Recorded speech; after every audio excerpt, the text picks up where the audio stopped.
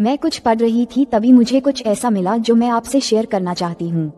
ये बात इंडिया से है। कहा जाता है कि सदियों पहले भारत के पश्चिमी घाट मतलब आज के महाराष्ट्र कर्नाटक के जंगलों के पास एक छोटी सी बस्ती थी। वहाँ एक गरीब परिवार में एक कन्या ने जन्म लिया जिसका नाम नीला रखा गया था। वो बच्ची बचपन से ही सामान्य बच्चों से अलग थी। जहाँ दूसरे बच्चे एक दूसरे के साथ खेलते थे, वहीं नीला घंटों जंगलों में जानवरों और पक्षियों के बीच वक्त बिताया करती थी। वो पेड़ों से बात करती थी, उसको मौसम का पता रहता था, जंगलों में घंटों तक पक्षियों के साथ बात करती थी। ऐसे ही उसके गांव वालों को पता चला।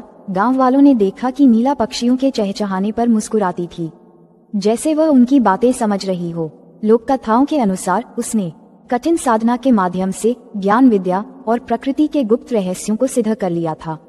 वह जान जाती थी कि किस पेड़ के नीचे खजाना छुपा है या कौन सा जानवर क्या संदेश दे रहा है। गांव वाले उसे नीलावंती के नाम से जानने लगे।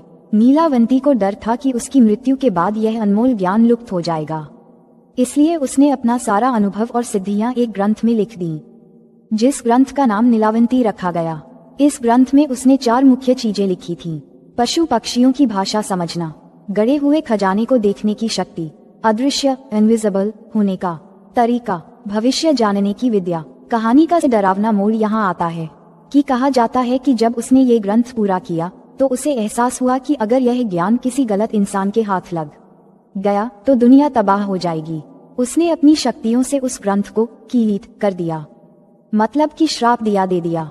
जो कोई भी इस ग्रंथ को लालच के वश में होकर या बिना गुरु के मार्गदर्शन के पढ़ेगा तो वह अपना मानसिक संतुलन खो देगा।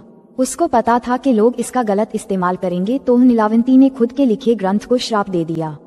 कहते हैं आज भी वो ग्रंथ कहीं मौजूद है। नीलावंती की मृत्यु एक रहस्यमयी तरीके से हो गई थी। माना जाता है कि आज भी वह मूल ग्रंथ कहीं सुरक्षित है, लेकिन उसके पन्ने बिखर चुके हैं। जो लोग इसे खोजने की कोशिश करते हैं वे अक्सर खाली हाथ लौटते हैं या डरावने अनुभवों का जिक्र करते हैं।